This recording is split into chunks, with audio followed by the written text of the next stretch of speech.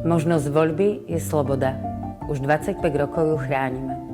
Vznikli sme v roku 2001 ako reakcia na snahu presadiť zákaz interrupcií na Slovensku. Odvtedy neúnavne pracujeme na presadzovaní reprodukčných práv a vzdorujeme snahám o ich obmedzenie.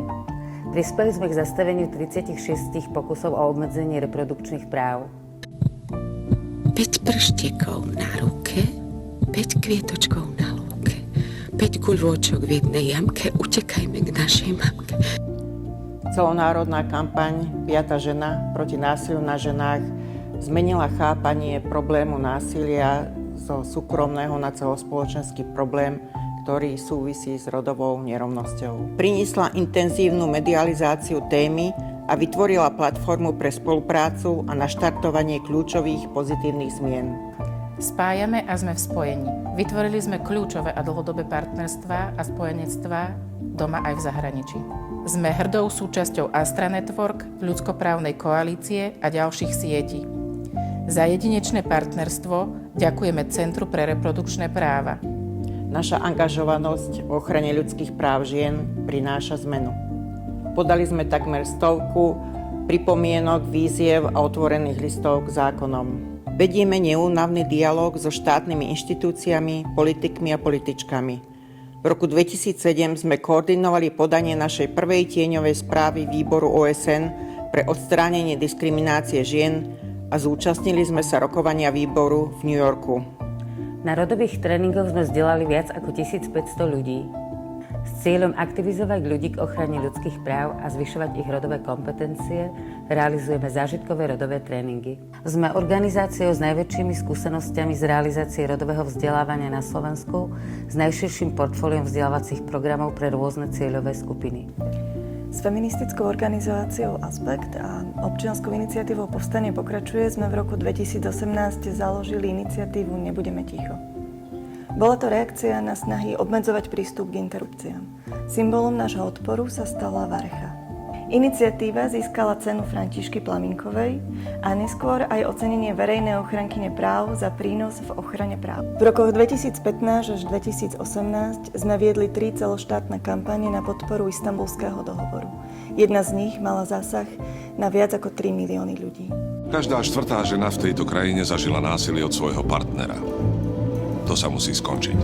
V kampani Po prvý raz v Slovenskej republike vystúpili známi muži spoločne, aby odkázali iným mužom, že páchať násilie na ženách je nepriateľné a podporili výzvu na ratifikáciu dohovoru. Prevádzkujeme podpornú linku pre bezpečné interrupcie. Od roku 2022 ju využilo viac než 450 žien. Tam, kde zlyháva štát, my poskytujeme konkrétnu praktickú podporu. Naše mediálne výstupy o reprodukčných právach mali dosah na 14 miliónov ľudí. Verejný diskurs o reprodukčných právach citlivujeme nielen na sociálnych sieťach, ale aj v mainstreamových médiách. Kampaňou Buďme starostlivou krajinou, ide o zdravie a životy žien, sme posilnili rešpektujúcu verejnú diskusiu o interrupciách a jej rámcovanie ako otázky zdravia žien. Chránime feministické a ľudskoprávne organizácie. Vytrvalo advokujeme za zlepšenie podmienok ich práce. Nebojacne vystavujeme kritike štátnej inštitúcie a ich dotačné systémy. Najaktívnejšie pracujeme v Rade vlády Slovenskej republiky pre ľudské práva a rodovú rovnosť a jeho výbore pre rodovú rovnosť.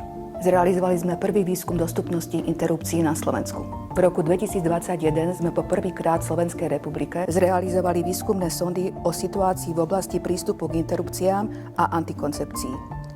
Získali sme kľúčovú argumentáciu pre tvorbu a presadzovanie opatrení na odstránenie prekážok v prístupe k nim. Získali sme ocenenia za prínos v oblasti ľudských práv žien.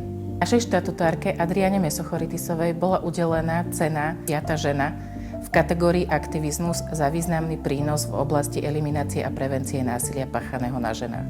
V roku 2020 bola odbornou obcou nominovaná na cenu Ministerstva spravodlivosti v oblasti ľudských práv za vytrvalú a úspešnú obhajobu reprodukčných práv a v roku 2021 aj na prestížne ocenenie Simone Weil Award. Aktivizujeme občiansku spoločnosť cez program Alumni.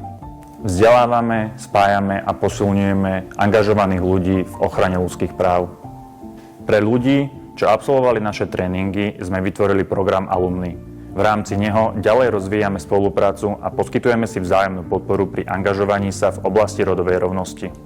Úspešne sme zrealizovali 46 projektov na podporu rodovej rovnosti. Okrem reprodukčnej spravodlivosti sú našimi kľúčovými témami rodovo podmienené násilie a uplatňovanie rodového hľadiska vo verejných politikách. Vďaka projektom sme priniesli množstvo výskumov, monitoringov, publikácií. Mobilizovali sme verejnosť, zvyšovali povedomie o rodovej rovnosti a ľudskoprávnych dohovoroch a zlepšili ich implementáciu. Advokovali sme, vzdelávali, poskytovali konzultácie, spolupracovali s demokratickými médiami a nezávislými inštitúciami. Sme tu, aby sa individuálne voľby ľudí nestali predmetom štátnej kontroly a politických dohôd.